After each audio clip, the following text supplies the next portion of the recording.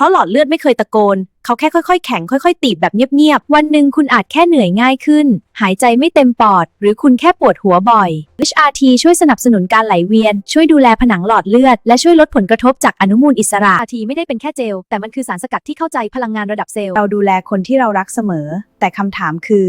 เราดูแลหลอดเลือดตัวเองหรือยังเพราะบางทีสัญญาณเตือนอาจมาเมื่อมันสายเกินไป